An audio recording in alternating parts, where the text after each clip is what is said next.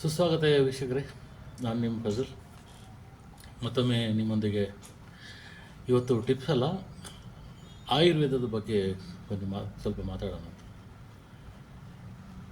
ಆಯುರ್ವೇದದಲ್ಲಿ ಇರೋ ಶಕ್ತಿ ಅಂದರೆ ಗುಣ ಮಾಡಲು ಶಕ್ತಿ, ಮತ್ತು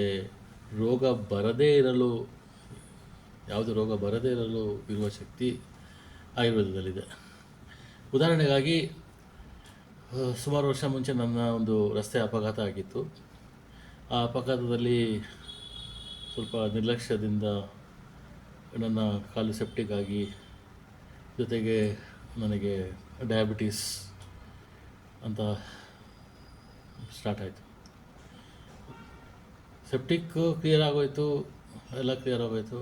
ಬಟ್ ಈ ಡಯಾಬಿಟೀಸ್ ಅಂತ ಬಂದಾಗ ಡಾಕ್ಟ್ರ್ ಏನು ಹೇಳಿದ್ರು, life long insulin tablets, life long ಜೀವನ ಪರ್ಯಂತ ನೀವು ಇನ್ಸುಲಿನ್ ಮಾತ್ರೆ ಗುಳಿಗೆ ಇಲ್ಲದೆ ಇರೋಕ್ಕೆ ಸಾಧ್ಯವೇ ಇಲ್ಲ ಅಂತ ಹೇಳಿದ್ರು. ಸರಿ ಆಯಿತು, ಇನ್ಸುಲಿನ್ ತಗೊಳ್ತಿದ್ದೆ, ಮಾತ್ರೆ ನಿಂತಾಯಿದ್ದೆ. ಮತ್ತು ಹೋಗಿ blood pressure, hypertension start ಆಯಿತು. ಒಂದು ಗುಳಿಗೆ ಇದ್ದಿದ್ದು 2 ಟೈಪ್ ಗುಳಿಗೆ ಆಯಿತು, ಶುಗರ್ಗೆ ಮತ್ತು ಹೈಪರ್ ಟೆನ್ಷನ್. ಈ ನಡುವೆ ನಾನು ರಿಸರ್ಚ್ ಮಾಡ್ತಾಯಿದ್ದೆ, ನಾನು ಸಂಶೋಧನೆ ಮಾಡ್ತಾಯಿದ್ದೆ, ಆಯುರ್ವೇದಿಕ್ ಬಗ್ಗೆ ಮಾಡ್ತಾಯಿದ್ದೆ. ಎಲ್ಲ ಮಾಡಿದ ನಂತರ ನನ್ನ ಮೇಲೆ ಪ್ರಯೋಗ ಮಾಡಿದೆ. ನಾನು ಪ್ರಯೋಗ ಮಾಡಿದ್ದಕ್ಕೆ ಪ್ರತಿಫಲನೂ ಸಿಕ್ತು. ಇವತ್ತು ನಾನು ನನ್ನ ಡಯಾಬಿಟೀಸ್ ರಿವರ್ಸ್ ಮಾಡಿದ್ದೀನಿ ಮನೆ ಮದ್ದಿನಿಂದ. ಆಯುರ್ವೇದ ಅದೇ ಹೇಳೋದು, ನಿಮ್ಮ ಕಿಚನ್, ಅಡುಗೆ ಮನೆ ಏನಂತಾರೆ, ಅದೇ ನಿಮ್ಮ ಚಿಕಿತ್ಸಾಲಯ. ಎಲ್ಲ ರೋಗಕ್ಕೆ ನಿಮಗೆ ಮದ್ದು ನಿಮ್ಮ ಅಡುಗೆ ಮನೆಯಲ್ಲೇ ಸಿಗ್ತದೆ.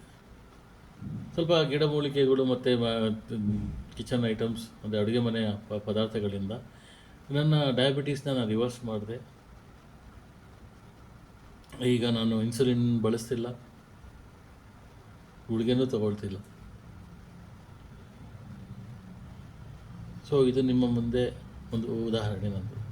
ಅದಾದಂಥ ನನ್ನ ಹತ್ತಿರದವರು, ನನ್ನ ಸಂಬಂಧಿಕರಿಗೆ ನಾನು ಈ ಮದ್ದನ್ನು ಶುರು ಮಾಡಿ ಸ್ವಲ್ಪ ಮಟ್ಟಿಗೆ ಅವ್ರಿಗೆ ಆರಾಮ ಸಿಕ್ಕಿದೆ. ಸೊ ನಾವು ಅದೇ ಹೇಳೋದು, ನೀವು ಅದೇ. ಈಗ ಸಾಮಾನ್ಯವಾಗಿ ಶುಗರ್ ಅಂತ ಬಂದಮೇಲೆ 500 mg ಸ್ಟಾರ್ಟ್ ಮಾಡ್ತಾರೆ. 500 mg ಆದಮೇಲೆ 1000 mg ಆದಮೇಲೆ ಸ್ವಲ್ಪ ವರ್ಷ ನಂತರ ನಿಮಗೆ ಗುಳಿಗೆ ಕೆಲಸ ಮಾಡ್ತಾಯಿಲ್ಲ ಅಂತ ಇನ್ಸುಲಿನ್ ಸ್ಟಾರ್ಟ್ ಮಾಡ್ತಾರೆ. ಆ ಇನ್ಸುಲಿನ್ ಸ್ಟಾರ್ಟ್ ಮಾಡಿ ಅದು ಇನ್ಸುಲಿನು ಯೂನಿಟ್ಸ್ ಭಾಳ ಜಾಸ್ತಿ ಮಾಡ್ತಾ ಕೊನೆಗೆ ಇಲ್ಲ, ನಿಮ್ಮಲ್ಲಿ ಪ್ಯಾಂಕ್ರಿಯಾಸು ಇನ್ಸುಲಿನ್ ಉತ್ಪತ್ತಿ ಮಾಡ್ತಾಯಿಲ್ಲ, ಮೋಸ್ಟ್ಲಿ ನಿಮಗೆ ಪ್ಯಾಂಕ್ರಿಯಾಸೇ ಚೇಂಜ್ ಮಾಡಬೇಕು ಅಂತ ಆಪ್ಷನ್ ಕೊಡ್ಬೋದು. ಸೊ ಆ ಇನ್ಸುಲಿನ್ ತಗೊಳ್ತಾ ಆ ಪರಿಣಾಮ ಕಿಡ್ನೀಸ್ ಮೇಲೆ, ಕಣ್ಣಿನ ಮೇಲೆ, ಸ್ಟ್ರೋಕು, ಡಯಾಬಿಟೀಸ್ ಜಾಸ್ತಿ ಆಗ್ತಾ ನಿಮಗೆ ಬೇರೆ ರೋಗಗಳು ಬರ್ತದೆ. ಸೊ ನಾನು ಹೇಳೋದಿದೆ, ಮನೆ ಮದ್ದನ್ನು ಮಾಡಿಕೊಂಡು ನಿಮ್ಮ ಚಿಕಿತ್ಸೆ ಮಾಡಿಕೊಂಡ್ರೆ ಆಯುರ್ವೇದದ ಪ್ರಕಾರ ನೀವು ಸುಖವಾಗಿರ್ತೀರ, ಸುರಕ್ಷಿತವಾಗಿರ್ತೀರ, ಸ್ವಸ್ಥವಾಗಿರ್ತೀರ. ಸೊ ಇನ್ನು ಮುಂದೆ ಮತ್ತೆ ಇನ್ನು ವಿವರವಾಗಿ ಇದ್ರ ಬಗ್ಗೆ ಇನ್ನೊಂದು ವಿಡಿಯೋ ಮಾಡಿ ನಾನು ತಿಳಿಸ್ತೇನೆ, ಹೇಗೆ ಆಯಿತು, ಏನಾಯಿತು ಅಂತ. ಇದೊಂದು ಬ್ರೀಫ್ ಇಂಟ್ರೊಡಕ್ಷನ್ ಅಂತ ಅಂದ್ಕೊಳ್ಳಿ. ಮತ್ತೊಮ್ಮೆ ಭೇಟಿಯಾಗೋಣ. ಸುಖವಾಗಿರಿ, ನಗ್ನಗ್ತಾ ಇರಿ, ಆರಾಮಾಗಿರಿ.